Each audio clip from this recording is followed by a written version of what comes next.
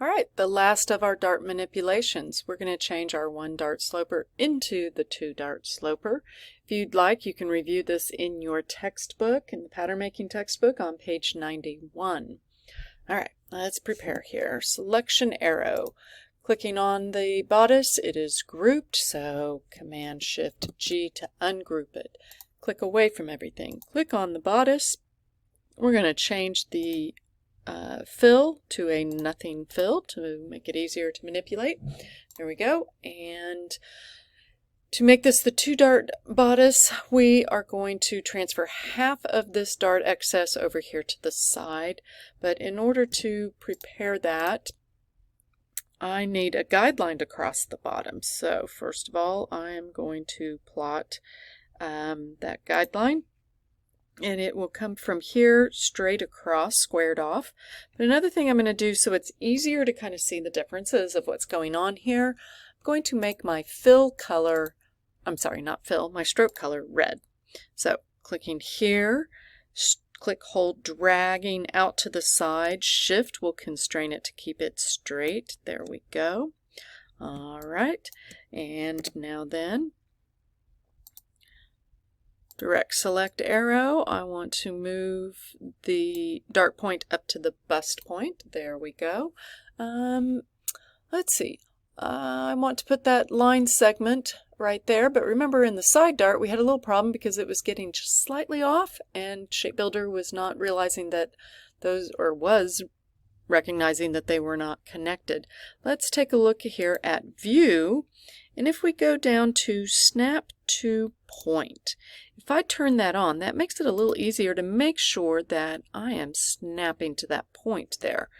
And click holding and dragging out to the side, Shift key down to keep that constrained. There we go. Let's just zoom on in here and make sure that that is right there on that point. Bingo, we have it just like we wanted. All right, so V. I am selecting my segment where I want to split my pattern and the pattern edge. ShapeBuilder, there we go. I will click on that and hover over this line, hold down the Alt key, and that will get rid of that extra. Now then, deselect everything. Select just this section I want to move. R for rotate. There's the rotate pivot point, but I want to single click and transfer that pivot point to the bust point. Now, when I pivot to close, this here is going to come down to that guideline. There we go. All right. And now then V to deselect. Now then, coming in here, this is good. I actually am glad I've got 2 different points here. So, aha. That is interesting. Okay, here's what we're going to do. Because both our darts do need to kind of be, our dart points need to be offset a little bit. They need to be kind of in this area. And right now the 2 sections are a little different. We're going to actually use our pen tool. And I'm going to click, and here is where I want my new dart point to reside or be placed, and then there. Now I am going to hit return, and that stops the making of that path. So now I'm going to do a new dart legs here, my dart point up in this area and down to there. All right, return to break that path. Now I'm going to zoom in here and see if maybe I can just center that point a little bit better. There we go. All right. Now let's see if our ShapeBuilder is going to actually let us kind of combine these things. Selection tool. I want to select. So now I've got the border of this, that little line, but I need to include that these segments here. If you can see, they are not highlighted in the blue. I'm going to hold down Shift, click on it, and now, whoops, there we go. So I need the new lines that I drew for my dart legs, and then the path for the other sections there. Now, I want to combine those. There we go, and that, and that. And I've put it all back together. There we go. Get rid of that guideline. I do not need it anymore. Zoom out to just kind of see things here, and I'm pretty happy with that. Select the outside edge of my bodice. What do we do now? You're right.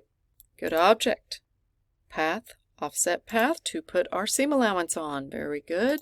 1/2 inch, and then we kind of want to clean up that edge there. Make the graphic style that the stitching line.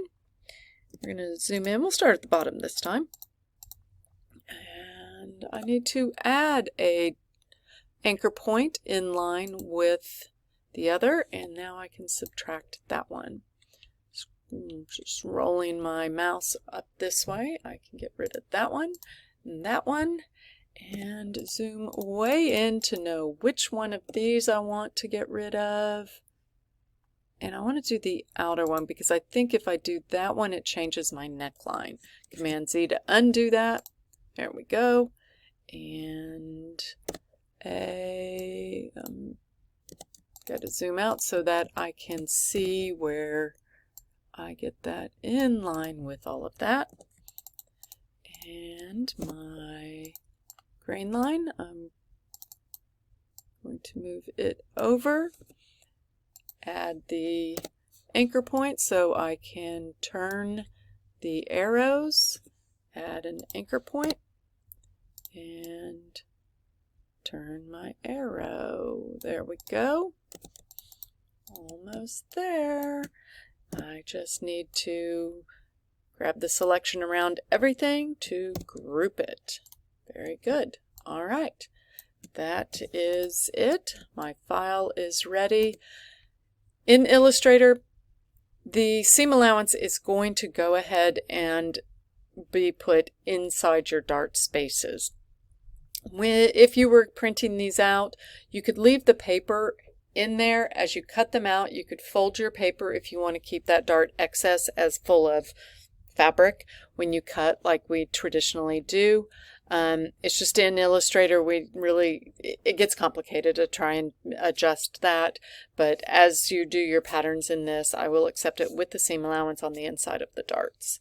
But make sure you save your file when all done, upload it to the assignment. If you have any questions that's delaying you on getting this done, please do not hesitate, reach out to me or your instructor at any time for this class, and we will help you get going. Good luck on everything. Have a great day. Bye.